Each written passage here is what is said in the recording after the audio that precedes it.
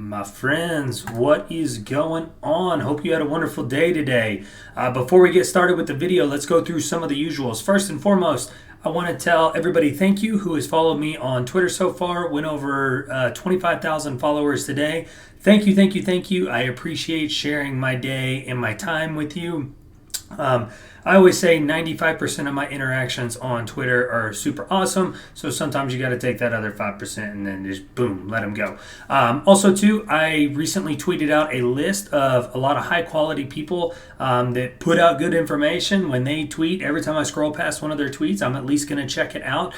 So please feel free to go to my Twitter page and check out that list. Like I said, just a lot of high quality people who have helped me learn and grow. And so with all due respect, I feel like if they can help me learn and grow and improve my game, then they can help just about anybody. Okay, we can all learn and grow from each other. Always be a student. Don't ever think you're too smart to learn, and don't ever think you're too stupid to not be able to figure it out. I'll never forget one of the first time, probably about 3 years ago. Yeah, I'm coming up right on 3 years. Probably 3 years ago. One of the first times I ever looked at an option chain and was just like, oh my God, this is the most confusing thing I've ever looked at. There's no way I'm ever going to figure it out. But I also believe that learning how to figure that out was going to be my path to financial freedom. And so rather than whine and cry and complain and go, oh, I can't do it, just got to sit down and start grinding. So if you feel that way when you watch my videos and you're like, what's he talking about or anything like that, sit down, watch it, take notes. When I started watching some of my first YouTube videos, I would sit down, I would watch every video probably somewhere in the neighborhood of 5 to 10 times. I would take notes. If they started saying terms that I had no idea what they were talking about, I would pull up, just Google on my phone and go, what the heck does that even mean? And then I would have to research that. And then I'd go back to watching the video. So it's just if you want it bad enough, you can learn how to do it. You can learn how to do technical analysis. You can learn how to do options. The only thing that is standing in your way is going to be yourself. So follow these quality people that I put out on my Twitter page. Like I said, they're going to help you get there. And some of them don't tweet as much as they do have like YouTube channels or anything along those lines. So like I said, all high quality people. Before we jump into the charts, you guys know the deal. Nothing I'm giving you is financial advice. It is for educational purposes only. So that way you can make awesome decisions for yourself, for your family, and for your portfolio. I don't want you to listen to me. I don't want you to listen to the list of people that I tweeted out. I want you to, at the end of the day, take all the information that you're given and go, what is the best decision that I can make for myself, my family, and my portfolio? That is all I ever want you to do. So if that means you see me buying calls and you think it's better to buy puts, then buy puts by all means. Okay, so like I said, this is all about education. Okay, I don't want to be responsible for your financial decisions. You're not responsible for my financial decisions. I want us to all learn and grow and get better together, like I already stated. Also, if you're new to the channel, first and foremost, thank you. Please like and subscribe, all that good stuff. Smash that like button, hit the subscribe button, hit the notification bell. God, that's got to be like the cheesiest thing ever when I see people doing that. But like and subscribe. Appreciate you. All right, let's jump into some charts. So first thing I want to talk about is going to be SPY. So I called this out. If you didn't watch last night's video, you suck. You missed a great opportunity to make a lot of money today. I'm just kidding. You don't suck. But really, you do if you didn't watch it. So I gave out multiple reasons that I thought SPY was going to bounce, and it was going to bounce hard today.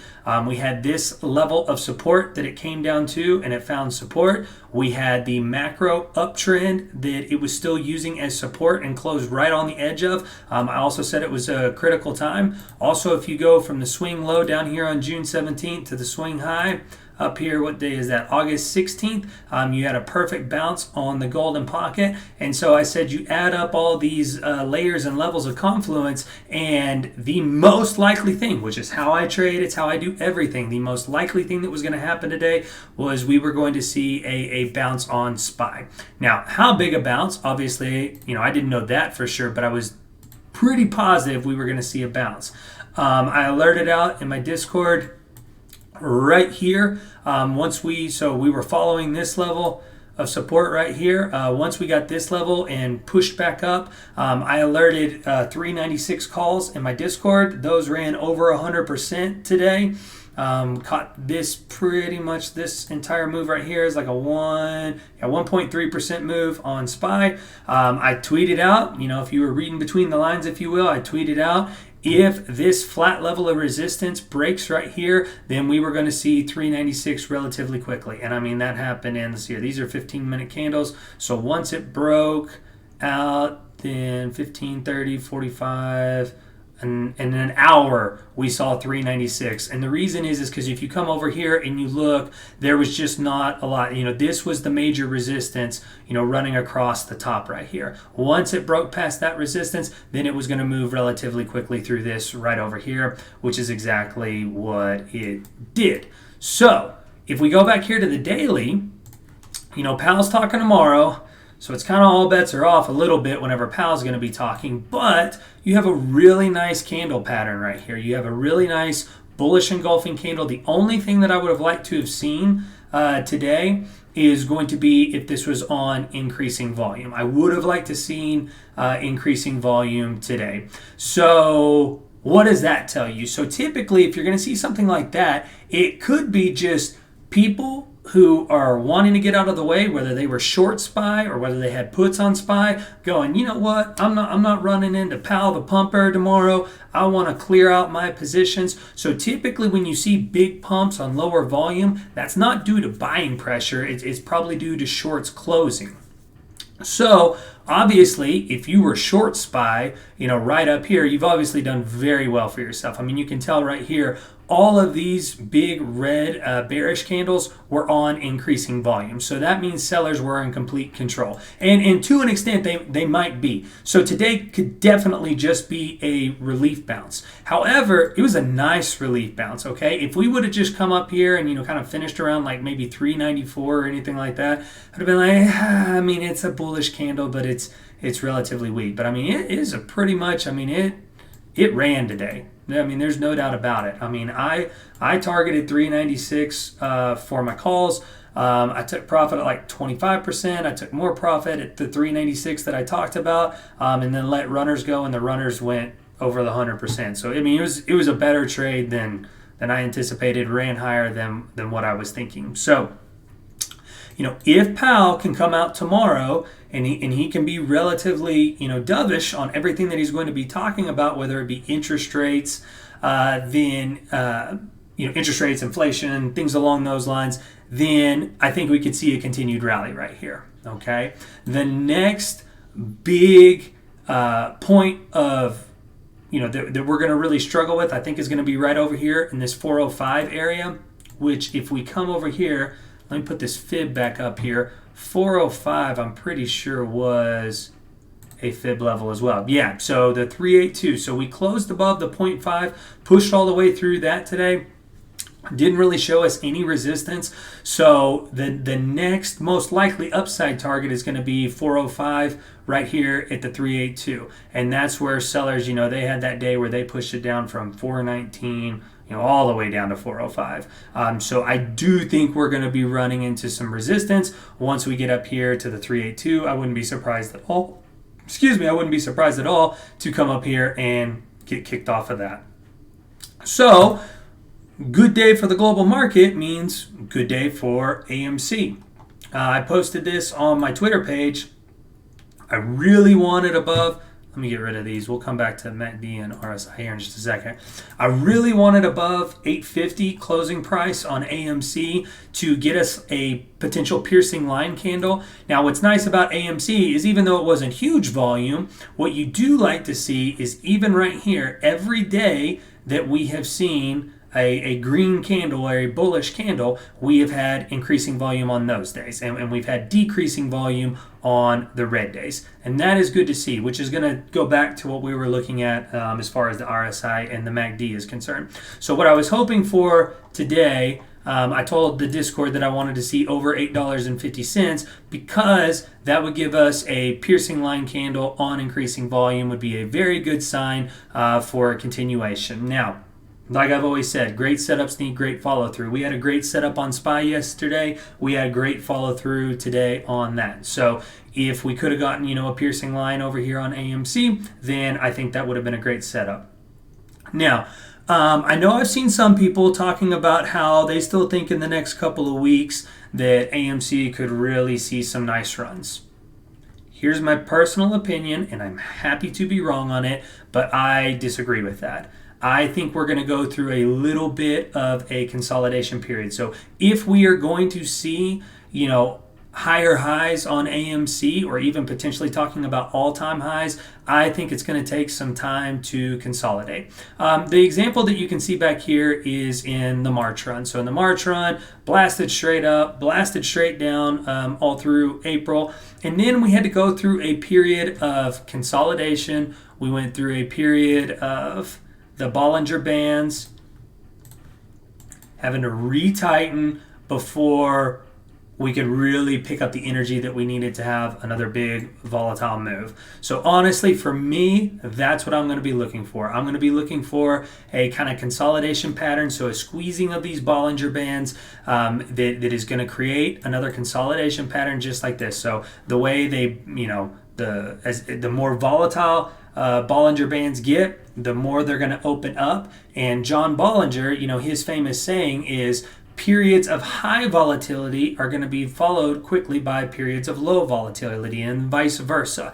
So we've obviously just had some very volatile times. So I think what we're going to need to see is essentially something like this, a little accumulation phase. Now, this most recent run didn't take quite as long and wasn't as volatile as the March run. So the consolidation period could be a shorter amount of time, but I do think we're going to need some time to let these Bollinger Bands kind of squeeze. We're going to need some time to let IV cool off. Honestly, I hadn't even checked it lately, but you're going to need to see IV cool off before you really look at people who are going to be, wanting to load the option chain or anything like that. And that's what happens. When it cools right here, then the IV cools off. You're going to have people going, okay, AMC, I know it's historically like right around 107% is going to be the historic volatility. So once we get around, those type of ranges again, then we can look at the option chain potentially getting loaded up. Now, I said I thought AMC might need to come down here to about that $7.68, $7.50 range. That's what where I made this green line going across, because it's essentially where you had the double bottom that then led to the nice little run that we had back here leading up to the highs on August 8th and 12th, right in there. So, and you can see you got two big, nice bullish candles that were created. Let me get rid of those Bollinger Bands so you can see. So you had these two nice big bullish candle double bottoms that then took you out of this range. So I think we're going to need to sort of reaccumulate in this range for, I don't know, probably at least towards the end of September to the beginning of October. So I think we're going to kind of, we're going to see, some sideways ping pong in action here for a little bit to kind of cool off before we can start looking at potentially making a run. Now, one thing that is really nice about what happened today is we did get to see APE and AMC kind of moving in the same direction. So we've seen it typically where AMC will be running, but APE is dragging its feet. So they kind of been running opposites of each other. But today, APE was able to move in the same direction. If you use your fib right here from your swing low to your swing high, we got on top of the 0.5 fib right here. So most likely is going to be a test. I said I was wanting to see over 506. I said that in my video last night, which once again, if you didn't watch it, you suck. But we got over the 506 today. So long as we can see this acting as support, especially if the overall market is strong, then I definitely think a push to 521 is going to be next. I also told you guys last night in the video that we could be looking at some potential Elliott wave stuff going on here, and that would look something.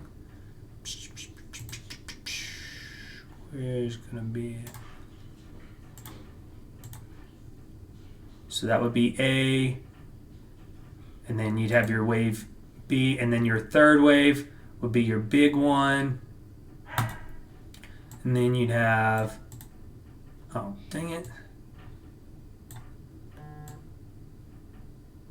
Then you'd have your corrective wave D, and then you'd have your fifth wave would be pretty much equal to wave 1. So this is definitely a potential move, and we can let's just chart this out for fun here. So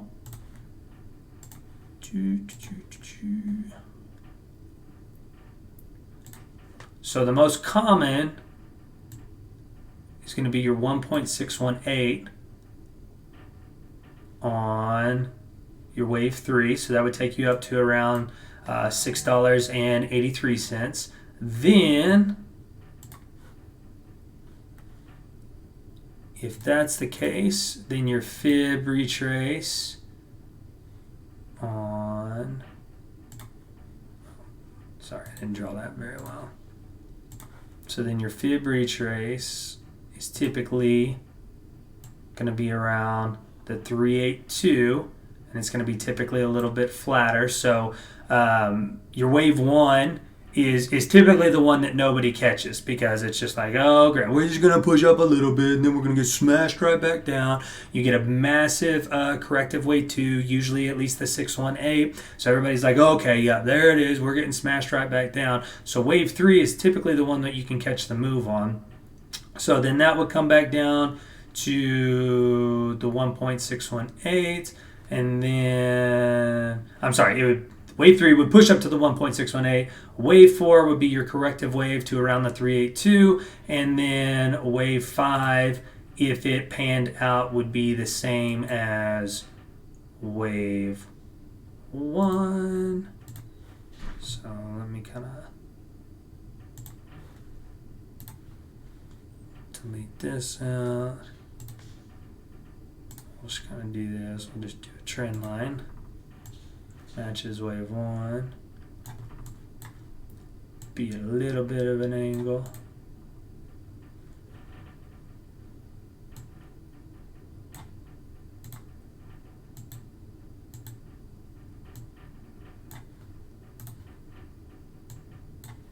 So, in theory, if we did see an Elliott wave pattern kind of play out, this would be taking APE up to around $7.70, and that would be,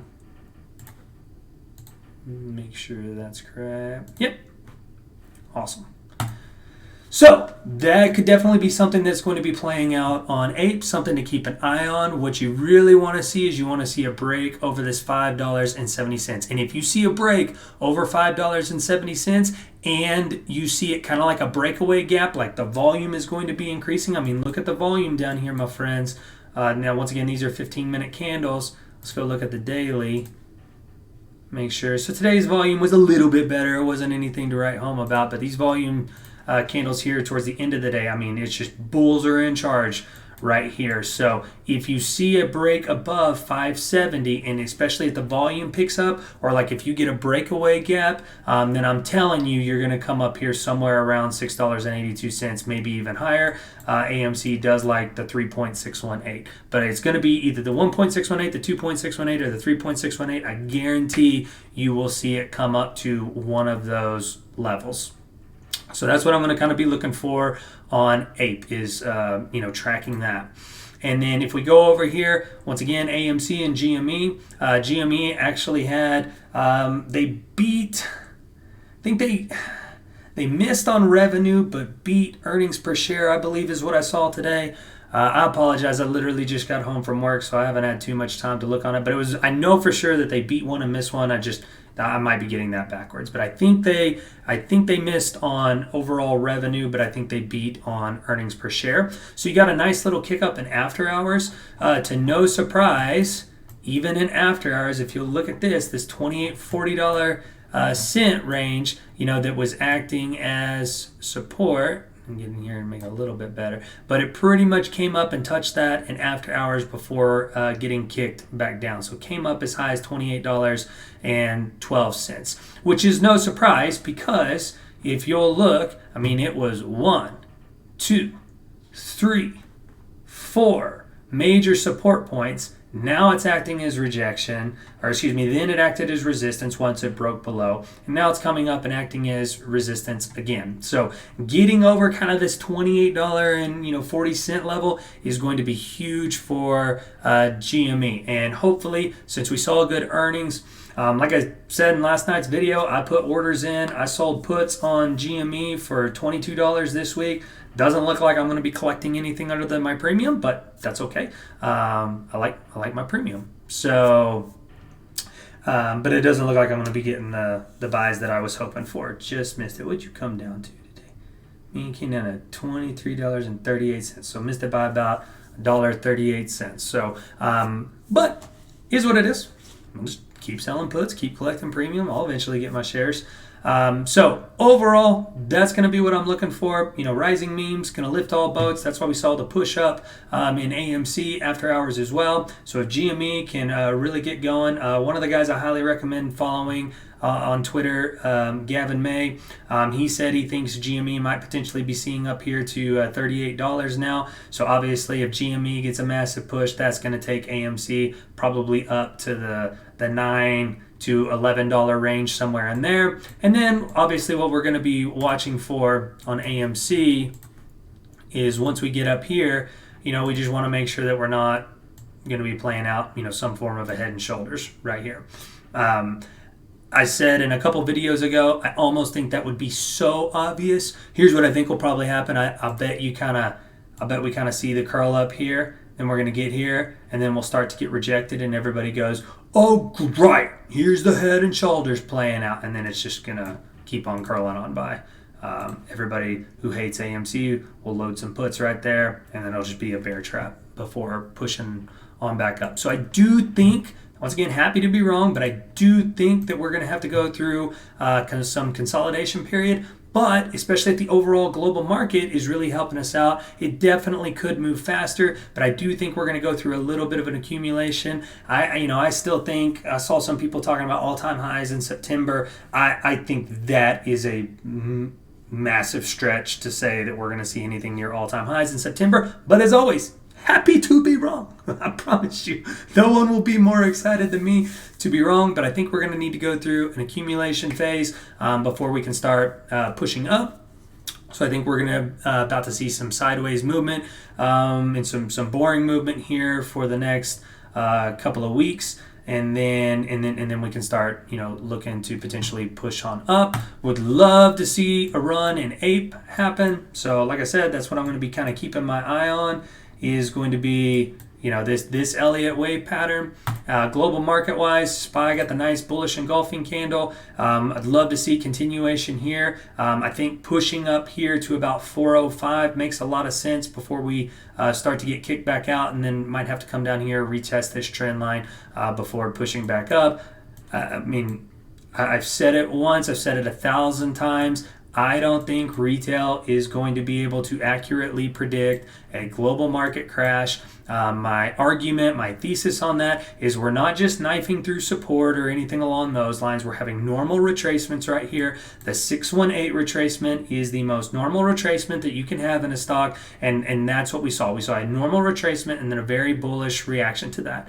Now, if Powell comes out and talks tomorrow and just, tanks the market, once again, always a possibility. I don't think that, because that's not my most likely case, all right? And if I've said it once, I've said it 1,000 times. I operate on what I think is the most likely thing to happen. So I think if the overall global market can get some traction, we can get a push back up here to the 405 range. GameStop is going to be doing well. Looks like they're going to be recovering. That's going to help AMC along with the global market. So I think we're in a good situation over the next week or two to not see big moves. Like I said, I think it's going to be a little bit of an accumulation from a standpoint of, maybe coming up here to like $11 and then getting kicked off. And then, so like I said, maybe not sideways trading, but I don't think we're not just going to see bam. We're not just going to see, it came down here and then bam, we're going to shoot all the way back up here, to the $16 range. It's going to be push up, kicked off, push up, kicked off, and we'll work our way to a point where we can start really making some signs of strength and everything like that. So should be back to the weekly outlook videos this week. I pulled up my cycle chart for the first time. Obviously, the whole ape deal has completely thrown off the cycle chart. I'm going to have to go through and completely rebuild the whole thing. So my plan is to try to get that done before the weekly outlook video on Sunday. And also, last but not least, I want to shout out to Booksy, who has been calling for, wanting to get universal charts across the board. I 100% agree with them. I do think all charts should be universal across the board. I have always used TradingView. I am going to continue to use TradingView, but I do think all charts, there should be a general consensus of like, here was the value of APE that has been, the dividend was taken off of that. So all charts should be universal. There shouldn't be different all-time highs or anything like that on any of the other charts. But I am going to use the tools that are provided to me, and I'm just going to leave it at that. Okay, so I agree with him. I'm not going to sugarcoat it. I don't agree with how he's going about it, but I agree with him that is what should happen when it comes to all the different charting. Okay, so that's going to be everything. Sorry this video took a lot longer. So we want to see continuation on SPY. We want to see continuation for AMC. I think we're going to have to go through accumulation pace. Want to see, possibly some Elliott wave theory playing out over here on APE. And then last but not least, if GME really starts moving and pushing up, that can obviously help AMC as well. All right, my friends, I'll catch you in the next video. Have a good one. Thank you again. If you're following me on Twitter, appreciate you going past 25,000 followers. Let's start getting some more subscribers over here on YouTube. Tell your buddies, all that good kind of stuff. Hit that like button, smash that subscribe button, hit the notification bell, and I'll see you in the next video.